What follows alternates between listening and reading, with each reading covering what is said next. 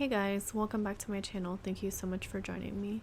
Today I'm going to be showing you how to recover a lost Premiere Pro project, and I actually found out the solution to this because the other day my computer just randomly shut off in the middle of editing a project, and let's just say I was freaking out because I had been editing for like 3 hours.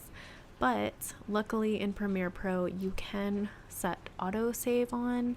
I'm not sure if autosave is an automatic function, but I know I have mine set up for every 3 minutes or 5 minutes.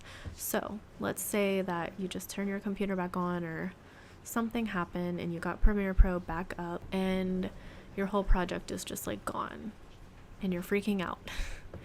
So don't freak out too much, because you can just go to Open Project and then click on Adobe Premiere Pro Autosave. And here you can see all of my videos that I had been editing in my projects, and you can see it auto-saved a tutorial 7 times. So I'm going to click on this one right here. You would click on the last one, the newest one obviously, but I'm not clicking on that one because it saved right after I cleared everything. So click on the newest one available, and there you go. Your project should be back and intact and easy to find.